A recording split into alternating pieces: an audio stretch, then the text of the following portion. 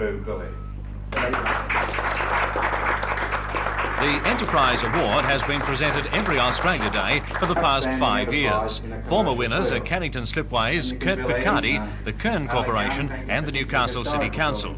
This year's marked the tremendous strides made by Guninans in 1982, which include an $18 million locomotives order for Queensland and involvement in the early stages of the development of a light armoured fighting vehicle to support the Army's Leopard tanks.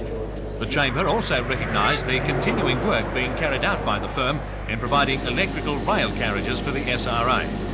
In accepting the award, Guninan's Group General Manager, Mr Bill Eddy, paid tribute to his management and staff. Mr Eddy also acknowledged the faith shown by the federal government in giving Australian companies the task of developing the new defence vehicle. I think it's credit to the government that they're taking this step. They're trying to get this into Australia. I think we deserve this sort of opportunity in Australia. If they don't get the right technology in defence that can flow on as they do elsewhere in the world, the benefits that flow from these sort of things are enormous to other areas of the community. And I think we should be happy that the government has seen fit to explore it on these terms.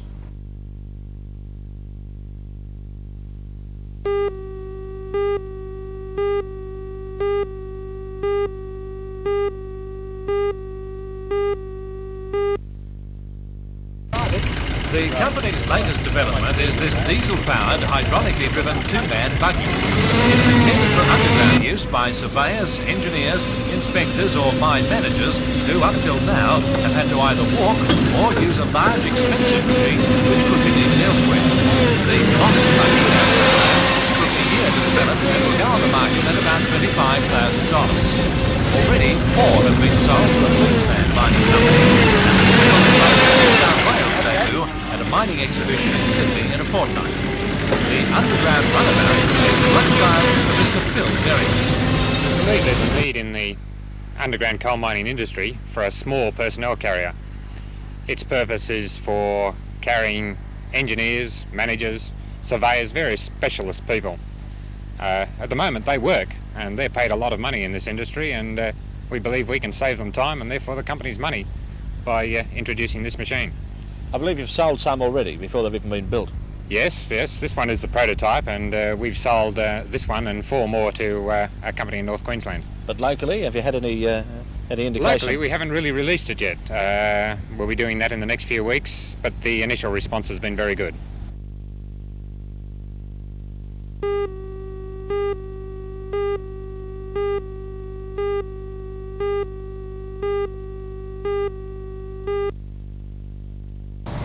Australian Open winner Jack Newton, who probably rates his unlucky second to Tom Watson in the British Open as his greatest moment, was one to test the local seaside layout today.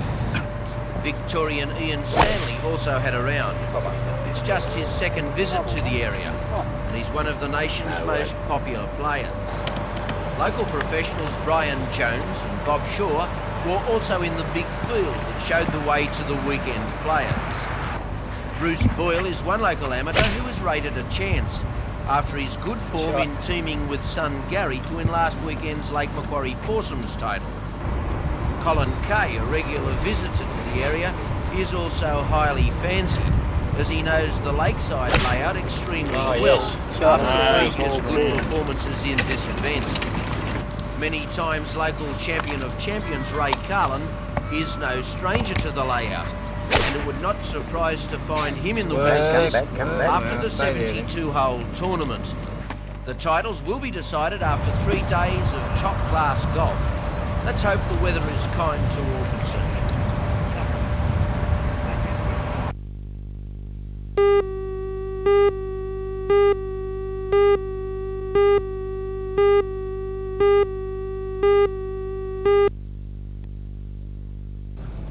Prison officers at Maitland Jail walked off the job this morning. Police were called in to man the jail, but the stoppage could not have come at a worse time for them.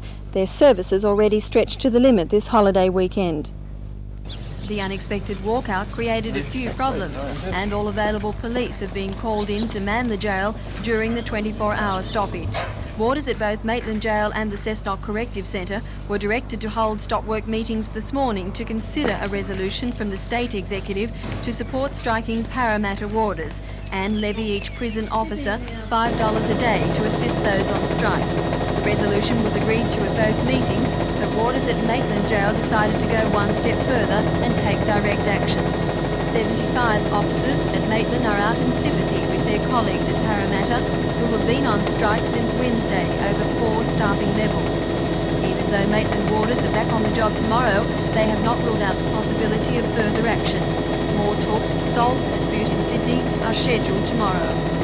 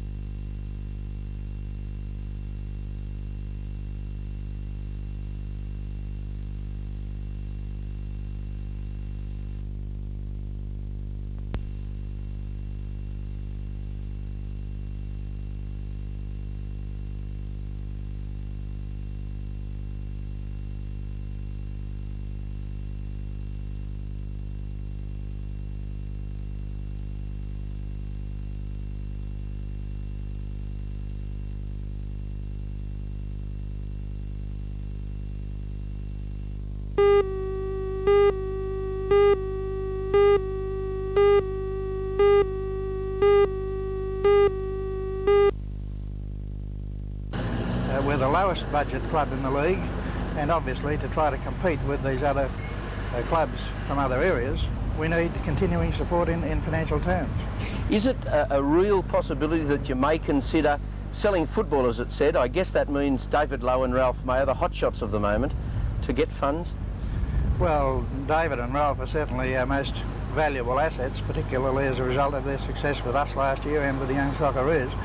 And obviously, if it becomes necessary to sell assets, then it seems fairly reasonable to suppose you'd look at reducing the numbers as little as possible. Therefore, if you can get sufficient money by disposing of 2 players, as opposed to having to sell 6 or 7 or 8, then maybe that will be the end result. In light of what turned out to be a good short-term decision but a bad long-term decision with Kenny Bowden, that still would apply? Well, yes, it's a matter of necessity, Lee. The club, any club, has got to be able to see its way clear to complete its obligations for a whole season. Exactly. And if it can't, it's got to find some money from somewhere. If it can't get it from one source, then it must look to get it from some other source. Is the rumour true that the Rosebuds did offer to bail you out of some financial difficulties, with certain strings, of course? No, there's never been any proposal put before the club from Adamstown Rosebuds. We have had a couple of discussions with them, but they are not in a financial position at this time, I understand, to make any cash contribution to the club.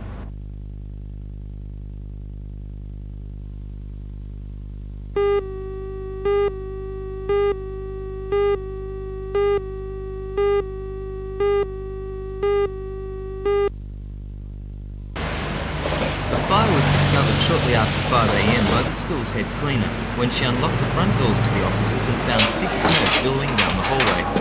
The Waratah High caretaker, who lives on the grounds, was immediately alerted, and he in turn rang the Waratah Fire Brigade and police. Firemen took half an hour to put out the blaze, which appears to have been started from a pile of papers. The flames destroyed a trophy cabinet and flooring. The arsonists had gained entry by just forced the door. They had also forced the door in the other part of the building and lit a second fire. Police are investigating.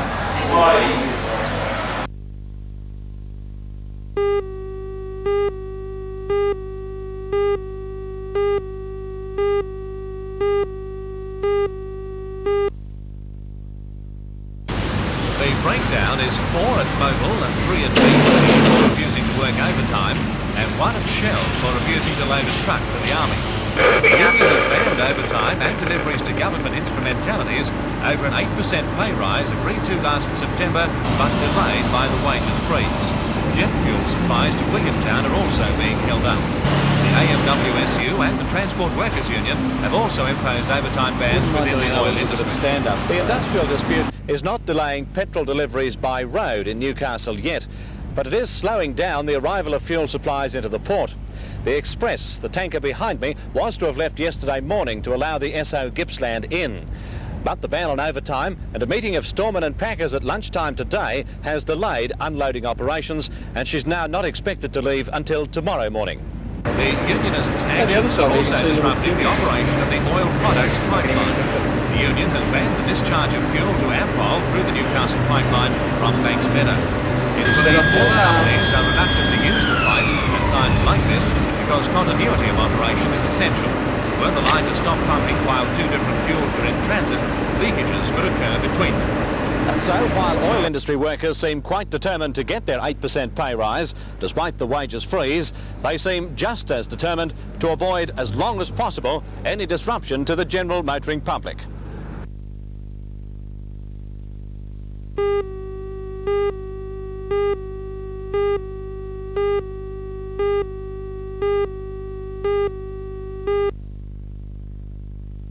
Mr Howard said the economy is by far the major election issue, with the wages pause an important part of that.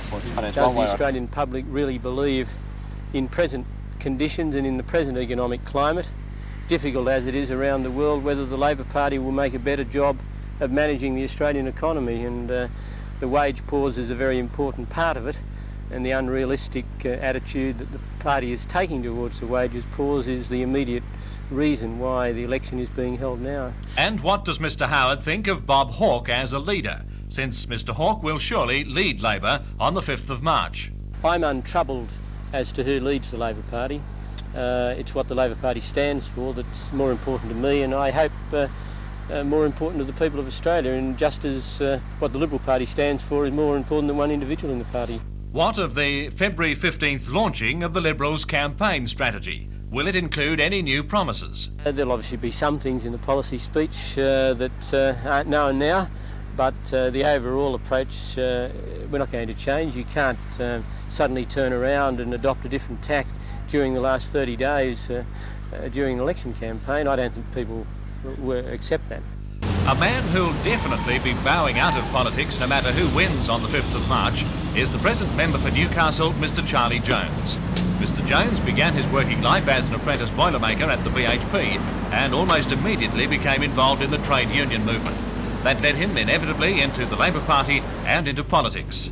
He has spent the last 24 years in Parliament, 3 as Transport Minister in the Whitlam government. But now at age 65, he says it's time to give it away.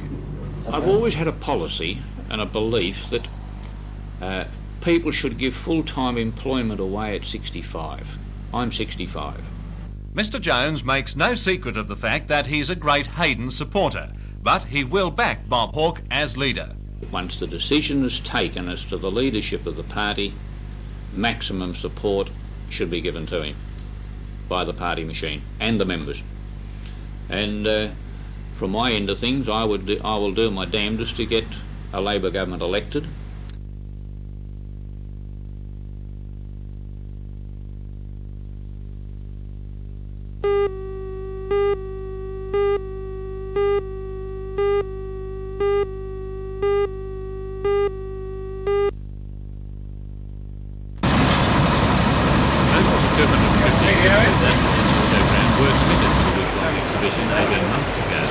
But since it's held only every 4 years, they haven't been deterred by the downturn in mining. Instead, they've taken the gamble that sometime in the future they will get a chance to recoup some of the millions of dollars spent on displaying their equipment that has covered every aspect of mining. The sheer bulk of something takes the task of setting it up at the showground a major project in itself. The outer is in a section of their long-haul mining support function. These units have been sold to the electricity commission for Newstead Colliery, but the manufacturers realise no one is likely to sign another $10 million order in the present climate. Over 400 pieces of mining equipment at the exhibition are being shown for the first time in Australia. One new device is this Austrian hard rock mine destined for the Kurumbang Colliery. The working cost is worth $30,000. The real thing, $800,000. The number of Newcastle companies represented at AMEX underlines the extent to which the Hunter Valley is now committed to servicing the mining industry. Local manufacturers say mining companies are still spending on cost-effective items that have cut back on non-essential items.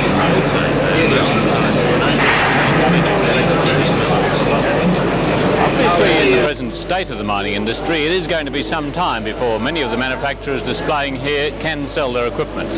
But as one old stager said, when the going gets tough, the tough get going.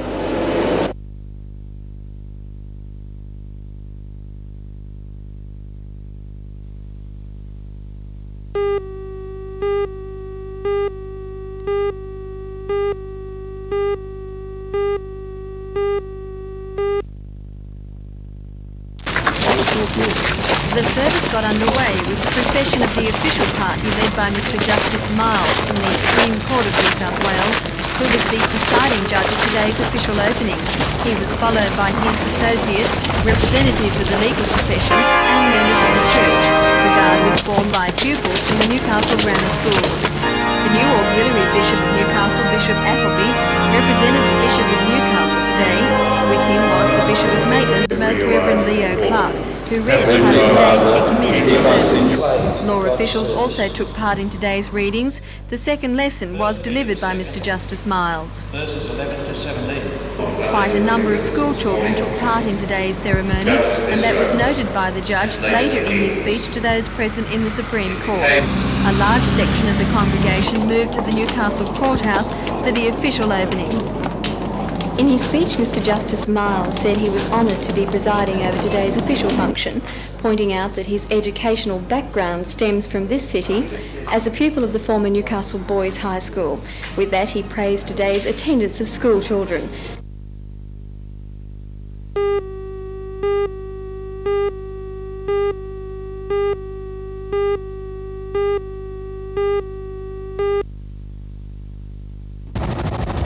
The Drayton issue has edged towards confrontation for some months. Now, according to the President of the Northern Miners Federation, it's a high noon situation. After the Northern Liaison Committee of the Mining Union banned the new Drayton project last year, one union, the FEDFA, broke from the committee and has 27 members working at the colliery. Drayton management argues that the FEDFA members are doing only the work they can do in other collieries. But at a meeting last week at Gladstone, more than 4,000 mine workers condemned their fellow unionists for breaking the Drayton ban. They're insisting that all mines at Drayton be stopped because they claim the huge open cut is a threat to other mines, particularly the underground ones. This morning's meeting is expected to be a fiery one.